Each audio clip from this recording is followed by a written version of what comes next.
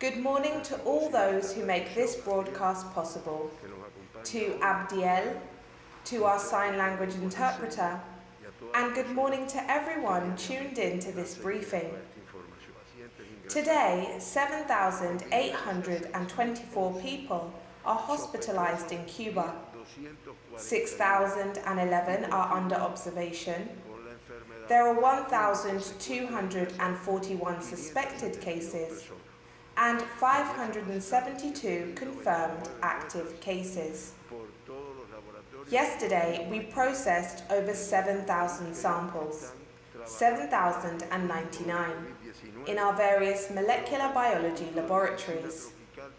2,420 of the samples were processed at the Pedro Curi Tropical Medicine Institute, 927 in Havana's Hygiene, Epidemiology and Microbiology Center, 903 in Villa Claras, 473 in Santiago de Cubas, 416 in the Hermanos Almahedas Hospital Laboratory, 414 in the Molecular Immunology Center, 368 in the Manuel Fajardo Hospital, 318 in the Fructuoso Rodriguez Hospital, 311 in the ICA laboratories, 282 in the Genetic Engineering and Biotechnology Center Lab, and 262 in the Civil Defense Laboratories. Of the 7,099 samples processed, 26 tested positive for COVID-19. That's 26 people with the virus. This brings the total number of samples processed in the entire country since the pandemic began to 599,020, of which 5,483, or 0.92% of people, have tested positive for the virus. As I always mention, samples from all of the country's territories were tested. In addition to a large number from Havana, 933 were processed from Matanzas, 521 from Sancti Spiritus, 1,572 from Ciego de Ávila, 100 from Pinar del Rio, 155 from Camagüey, 160 from Holguín, and so on and so forth from all of the country's territories. All of the 26 positive cases diagnosed yesterday are Cubans and the result of local transmission. All of the 26 positive cases yesterday are confirmed case contacts. This means that 4,974 people, or 90.8% of all cases on the island since the pandemic began, have had contact with someone who previously tested positive for the virus. The source of infection in 68 cases reported over the last 15 days is still being investigated. Yesterday, no one to have tested positive for the virus contracted it abroad, meaning that imported cases remain at 441. Of the 26 diagnosed cases yesterday, 13 are male for 50.7% of all cases, and 13 are female, representing 49.3% of all diagnosed cases on the island. 12, or 46.1%, of the 26 cases yesterday were asymptomatic at the time of testing. Overall, 60.4% of all positive cases on the island since the pandemic began have shown no symptoms at the time of testing, and this figure rises to 71.7% of cases diagnosed over the last 15 days. By age group, 4 positive cases diagnosed yesterday are under the age of 20. In fact, all of these cases are under 18 years of age, for a total of 601 children or pediatric cases to have tested positive for the virus in Cuba. Of these, 513, or 85.4%, have recovered from COVID-19 and been discharged from hospital. Meanwhile, 9 people to have tested positive for the virus yesterday are between 20 and 39 years of age. 10 cases are between 40 and 59, and 3 are over the age of 60. Of the 26 people to have tested positive for the virus yesterday, 10 were already hospitalized, 15 were in isolation centers, and 1 patient was diagnosed in a high-risk zone in their community.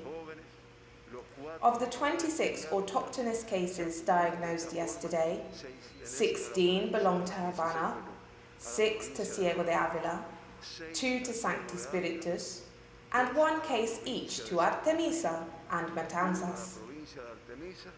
The case from Artemisa belongs to the municipality of Candelaria. The 16 cases from Havana belong to the municipalities of Cotorro with 6, Habana Vieja with 3, Regla 2, 10 de Octubre 1, Boyeros 1, Habana del Este 1, San Miguel 1, and 1 case to Plaza de la Revolución. The case diagnosed in Matanzas belongs to the municipality of Cárdenas.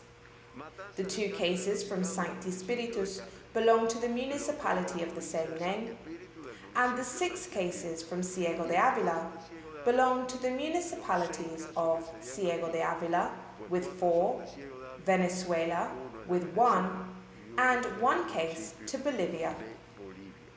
Given yesterday's results by province, Ciego de Avila continues to have the highest confirmed case rate per 100,000 inhabitants over the last 15 days, standing at 54.68. Havana follows with a rate of 18.83, then Matanzas with 10.66. Sancti Spiritus has a rate of 6.65, Artemisa 3.88, Mayabeque 2.86, Camagüey 1.18, and Holguín with 0.29. Cuba's overall rate therefore stands at 7.06 per 100,000 inhabitants over the last 15 days. Meanwhile, Cienfuegos, Pinar del Río, Las Tunas, Villa Clara, Granma, Santiago de Cuba, Guantánamo, and the Isle of Youth Special Municipality have reported no new cases over the last 15 days. Some of these provinces have reported no new cases for several weeks, and others none over the last few months. To summarize, of the 5,483 people who have been diagnosed with the virus thus far in Cuba, 572, or 10.4%, are active hospitalized cases.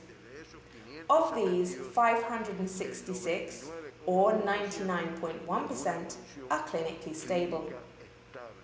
Yesterday, no one died as a result of the virus, meaning that the COVID-19 death toll on the island remains at 122, with a mortality rate of 2.22%, lower than the global rate of 3.02% and the regional rate of 3.35%. As I always mention, 2 people were evacuated at the start of the pandemic. Yesterday, 36 people were discharged from hospital, a positive result when compared with the number of confirmed cases diagnosed yesterday. 15 people were discharged from hospital in Havana, 1 in Mayabeque, 2 in Matanzas, and 18 in Ciego de Avila. This means that, to date, 4,787 people, or 87.3% of all confirmed cases in Cuba, have recovered from the virus.